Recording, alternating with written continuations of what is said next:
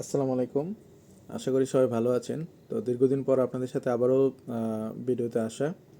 তো ফ্রিল্যান্সিং সেক্টরে এসে যে জিনিসটা প্রতিনিয়তই আসলে ফেস করতেছি সেটা হলো যে অনেকেই দেখি যে এই সেক্টরে এসে অনেক সময় দিচ্ছেন, বিশেষ করে যাদের সোশ্যাল মিডিয়াতে তাদের অ্যাক্টিভিটিসগুলো দেখি যে তারা ফ্রিল্যান্সিং নিয়ে অনেক ধরনের পোস্ট করে থাকে। তো একটা জিনিস দেখলাম যে যারা এই কাজগুলো করতেছেন, মানে ফ্রিল্যান্সিং সেক্টরের সাথে দীর্ঘদিন যাবত যুক্ত আছেন, কিন্তু আসলে ওনারা ওনাদের স্কিল থাকা সত্ত্বেও ওইভাবে আসলে নিজেদেরকে তুলে ধরতে পারতেছেন না। তো এটার পেছনে যে কারণটা সেটা হলো যে নিজেদের মাইন্ডটাকে আসলে ওইরকমভাবে এখনো সেট করতে পারছে না। নিজেদের কাছে মনে হচ্ছে যে আমার পর্যাপ্ত স্কিল আছে, আমি আসলে একজন দক্ষ ফ্রিল্যান্সার, বাট যখন কাজ করতে যাওয়া হয়, বিশেষ করে ক্লায়েন্টের কাজ যখন করতে যাই, তো দেখা যায় যে অনেকেই আমাদের সাথে যুক্ত হয় যে আমি ক্যানভা ডিজাইন দিয়ে হয়তো আমি ডিজাইন করতে পারি, লোগো করতে পারি, অথবা দেখা যাচ্ছে সোশ্যাল মিডিয়া মার্কেটিংয়ের বেলায় যদি বলি, তাহলে দেখা যায় যে তারা বলে যে সোশ্যাল মিডিয়া মার্কেটিং পারে। কিন্তু যখন প্র্যাকটিক্যালি করতে বলা হয়, তখন দেখা যায় যে আসলে সে এই কাজগুলো পারে না। সে প্রাথমিক যে বেসিক যে ধারণাটা এটা হয়তো বা তার আছে, বা সে বিভিন্ন ইউটিউবে দেখা গেছে সে ভিডিও দেখেছে যে কীভাবে সোশ্যাল মিডিয়া মার্কেটিং করতে হয়, কীভাবে লোগো মেক করতে হয়। হ্যাঁ, তো তার মেমোরি কাজ করে যে সে পারবে, কিন্তু প্র্যাকটিক্যাল যখন সে আসে তখন এই কাজগুলো আর আসলে করতে পারে না। তো যার কারণে দেখা যায় যে আমরা আমাদের নিজেদের কাছে যে মনে হওয়াটা যে আমার স্কিল আছে, কিন্তু স্কিল থাকার পরেও দেখেছে কাজ যখন পাই তখন এই কাজগুলো আমরা আসলে প্রপারলি দিতে পারি না। তারপরেও আমি একটা জিনিস যেটা নিজে প্রায়ই ফেস করি, সেটা হলো যে ক্লায়েন্টের কাছ থেকে ক্লায়েন্টের রিকোয়ারমেন্ট অনুযায়ী যখন কাজগুলো করতে যাই, তখন দেখা গেছে এই রিকোয়ারমেন্ট অনুযায়ী কাজ করতে গিয়ে আমরা অনেক ধরনের প্রতিবন্ধকতার সম্মুখীন হই। তো এই যে প্রতিবন্ধকতাগুলো থেকে আমরা যখন উত্তরণের জন্য আমাদেরকে অনেকগুলো সাইডে দেখা গেছে আমাদের টাচ করতে হয়। হ্যাঁ, তো এগুলো করার পরও দেখা গেছে ক্লায়েন্টকে মানে 100% স্যাটিসফাইড করার জন্য যে ওয়েগুলো থাকা দরকার, তো এগুলো দেখা গেছে শেষ পর্যন্ত করতে গিয়ে কিন্তু আমাদের অনেক হিমশিম খেতে হয়। তো দেখেছে আমি যে স্কিলটা নিয়ে আমি কাজ করতেছি, এই স্কিলটার মধ্যে আমার নলেজটা আসলে সীমাবদ্ধ রাখলে আমি ক্লায়েন্টকে শতভাগ স্যাটিসফাইড করতে পারবো না। এর জন্য আমাদেরকে যেটা দরকার হয় সেটা হলো যে আমাদেরকে অল সাইডেই আমাদেরকে আমাদের নলেজ থাকতে হয়। ক্লায়েন্টকে আসলে কাজটা করে দেওয়ার পরও ক্লায়েন্টকে বোঝাতে হয় যে আসলে কাজটা কীভাবে করেছেন আপনি। কারণ হলো কাজটা করে দিয়ে একটা স্ক্রিনশট দিয়ে তাকে রেজাল্ট দিলে হয় না। তাকে যে জিনিসটা করতে হবে সেটা হলো যে আপনি এই কাজগুলো করার জন্য যে ওয়েগুলো আপনি অ্যাপ্লাই করেছেন, যে টিপসগুলো আপনি অ্যাপ্লাই করেছেন, এগুলো দেখেছে হালকা টাচ আপনাকে দিতে হবে ক্লায়েন্টকে। কারণ ক্লায়েন্ট চায় যে আপনি ক্লায়েন্টের যে কাজটা করেছেন, অর্গানিক ওয়েতে যে কাজটা করেছেন, এই কাজটা আসলে 100% ভ্যালিড ওয়েতে হয়েছে কিনা।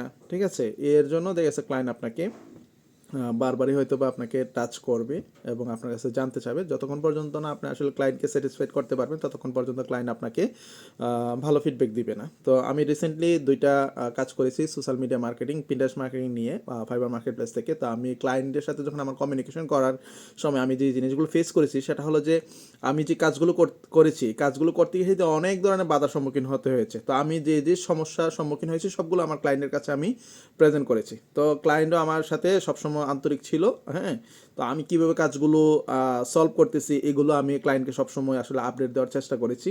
কারণ হলো দেখা গেছে আমি কাজটা করতে গিয়ে যদি কখনো যদি আসলে সমস্যার সম্মুখীন হয়, বা এই কাজটা যদি কোনো কারণে যদি না করতে পারি, তাহলে ক্লায়েন্ট তো আমাকে যদি ভালো ফিডব্যাক না দেয়, তাহলে আমার অ্যাকাউন্টের উপরে ভালো একটা প্রভাব পড়বে, ব্যাড প্রভাব যেটাকে বলে।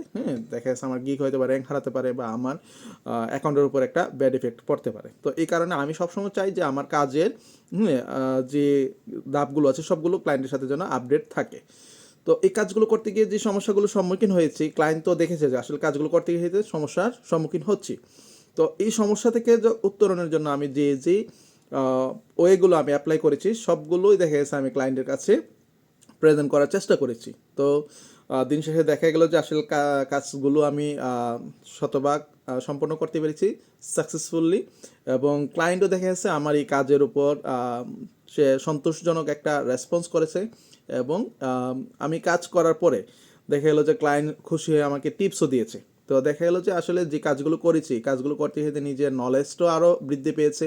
এই কাজটা করতে গিয়ে দিয়েছে জাস্ট সোশ্যাল মিডিয়া মার্কেটিং বলেন বা পিন্টারেস্ট মার্কেটিং বলেন, শুধু এর মধ্যে সীমাবদ্ধ থাকতে হয় না, আমাকে দিয়েছে এর গণ্ডি পেরিয়েও দিয়েছে অন্যান্য ক্যাটাগরিতে আমাকে টাচ করতে হয়েছে এই কাজগুলো শতভাগ সাকসেসফুলি করার জন্য। তো এজন্য আমি বলবো আমরা যারা ফ্রিল্যান্সিং করি এই সেক্টরে আসি, আমাদের উচিত যে কোনো একটা স্কিলের দিকে নিজেকে শুধু ফোকাস না করে অন্যান্য স্কিলের যে নলেজগুলো আছে এগুলো আমাদের আসলে ভালোভাবে টাচ করা।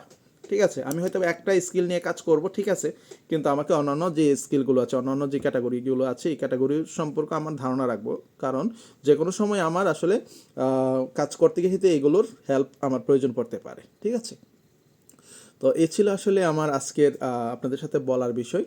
তো আশা করি যে আমি যে বিষয়গুলো বলেছি আপনাদের কাজে আসতে পারে, এবং আপনারা যারা আসলে ফ্রিল্যান্সিং সেক্টরে এসেছেন, আপনাদের স্কিল আছে, আপনাদের যে মেধাটা আছে, এই মেধাটাকে আসলে একটা জায়গায় মানে একটা গণ্ডিতে সীমাবদ্ধ না রেখে এটাকে আপনি আরও প্রসারিত করার জন্য হ্যাঁ নিজেকে আরও সুন্দরভাবে মেলে ধরার জন্য চেষ্টা করে যাবেন। আশা করি যে আপনি যদি আপনার স্কিলের দিকে যদি ফোকাস দেন, নিজের স্কিলটাকে আসলে কিভাবে গ্রো করা যায়, কিভাবে আসলে ওয়ার্ল্ড ওয়াইড এটাকে প্রসার করা যায়, এটা নিয়ে যদি আপনি যে কাজ করেন তাহলে আমি মনে করি যে আপনি ওই দিন শর্ট টাইমের মধ্যে আসলে একটা সাকসেসের একটা মুখ দেখবেন। হ্যাঁ, তো এই ছিল আসলে আমার বলার আজকের বিষয়। তো আশা করি যদি আমার এই ভিডিওগুলো যদি ভালো লাগে তাহলে আমি হয়তো বা আপনাদের মাঝে আবারও আসবো আমার কাজ করতে গিয়ে, মার্কেট প্লেসে কাজ করতে গিয়ে যে এক্সপিরিয়েন্সগুলো আমি গ্যাদার করতেছি এইগুলো আপনাদের সাথে শেয়ার করার জন্য। তো সবাই ভালো থাকেন, সুস্থ থাকেন এবং আমাদের আইটি জিনিয়াসের পরিবারের সাথে থাকবেন। আসসালামু আলাইকুম।